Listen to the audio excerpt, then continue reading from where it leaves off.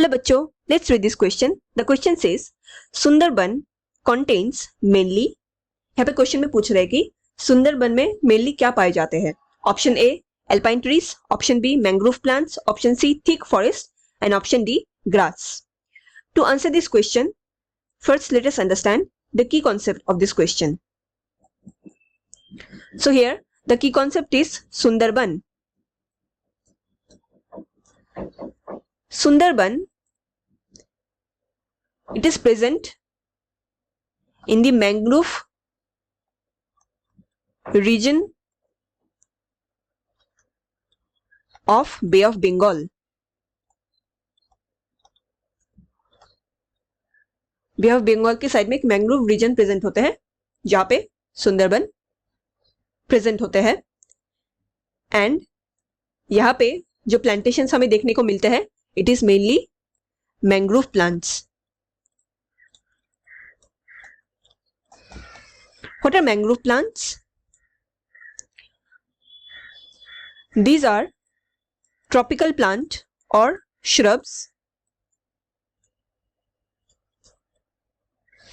जो कि salt tolerant होते हैं. इनका एडेप्टेशन ऐसा होता है कि वो हाई सैलिनिटी वाटर में इजीली ग्रो कर सकते हैं.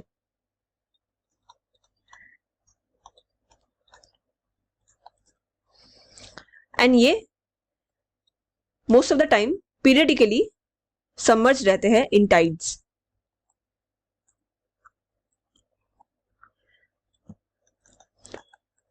सिंस ये इंटरटाइडल रीजन और मैंग्रोव बे ऑफ बंगाल के पास ही प्रेजेंट होता है तो यहाँ पे कंटिन्यूअसली टाइड्स का आना जाना चलता रहता है. तो कभी कभार अगर टाइड्स बहुत हाई हो जाता है तो ये प्लांट पूरा सबमर्ज रहता है पानी के अंदर. एंड फिर अगर टाइड्स कम हो जाते हैं तो ये फिर से बाहर निकल आते हैं. इनमें हमें थिक या डेंस प्रॉप-रूट्स देखने को मिलते हैं. Now let's check our question again. Question में पूछा गया था Sundarban contains mainly, so the correct answer here is option B mangrove plants. अगर हम इस हिस्टोरिकली भी देखें तो सुंदरबन का नाम भी एक मैंग्रोव प्लांट के ऊपर ही पड़ा है. ये नाम लिया गया है, सुंदरबन का नाम लिया गया है from a local name of A mangrove plant सुंदरी, जिसका साइंटिफिक नेम होता है